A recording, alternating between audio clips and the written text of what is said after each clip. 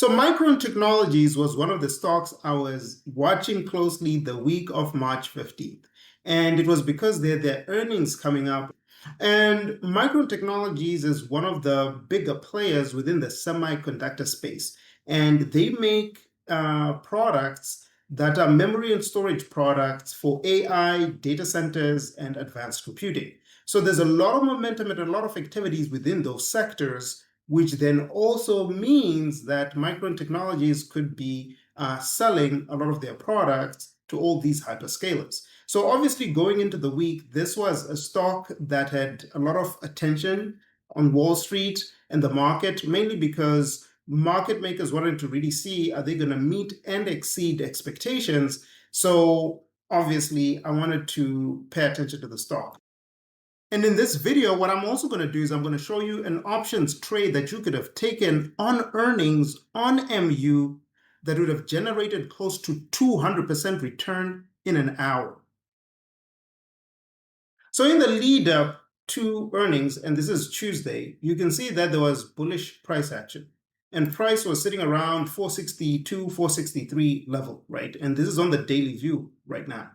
So as I'm looking at this, I'm like, okay, what could happen on Thursday? Well, on Thursday, if we were to drop, we could see price drop to this 430 level, right? So this was kind of like what I was really looking into because of this bullish range. We set this high, and obviously the earnings were coming out on Wednesday after market closed. So on Tuesday, these were kind of like the levels I was looking at. Now, if market makers were going to continue to take the stock up as a result of positive earnings, I was looking for price to come to this $500 level. So now, as we went into the earnings on Wednesday, as you can see, Wednesday market was about to close.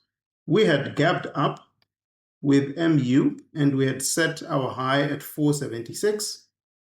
And remember, this was our key retracement level if price was going to pull back. And then if price was going to go up, 499, 500 level was the target. So when the earnings actually did come out, the earnings was really, really good. They were up on their revenue by 20%. Revenue was up by close to $4 billion. And for their EPS was up by $3, making it about 33% up. So I'm going to go down to a lower time frame for the 4 o'clock candle because we want to watch closer what happens when the earnings actually dropped. So there's the 4 o'clock setup. And this is what happened when the market closed and the earnings came up. So as you can see, first thing that happened when the earnings came out, it moved up to this high. And then from the high, it continued to drop. And then you can see the continuation to the downside in after hours. So now you're going to be looking at it on Thursday morning, looking to trade. So I'm going to walk you through the setup that I gave my Discord community the morning of the 19th, which was the morning after earnings had been dropped. So you can see on the 19th of March, 4 minutes before the market opened at 9:26, this was the setup that I shared with my community. So I'm going to walk you through how I identified that setup. But the idea was price was going to come into this demand zone right here, and then from this demand zone would come to this fib retracement level. So I'm going to walk you through how I came up with the setup, and I did this live on my Zoom call with my group. So they were able to see this setup 4 minutes before market opened. So the morning of the 19th, this was our pre-market setup, right? So clearly you could see that we did have this bearish structure.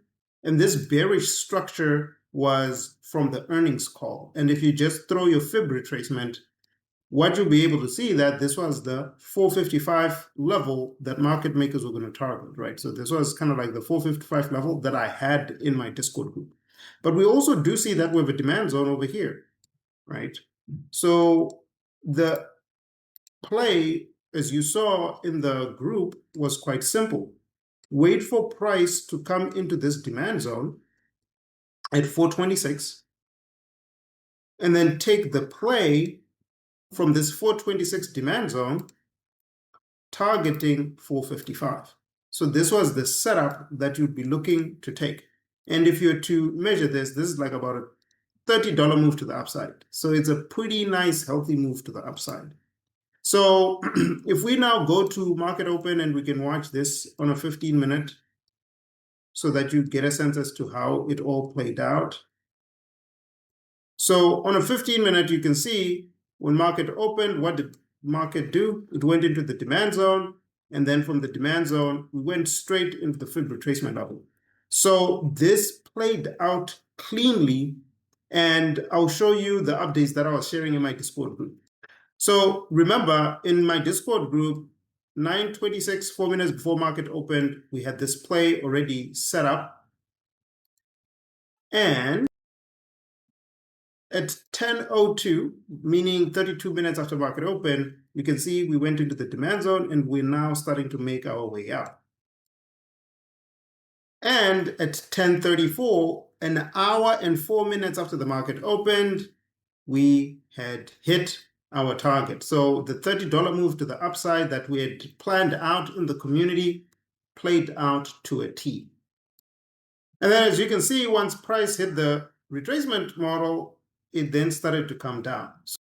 So to make this very, very practical, we're going to simulate a trade. So right now I'm in Thinkorswim and I'm using the on-demand feature so that you can see. So it's March 19th.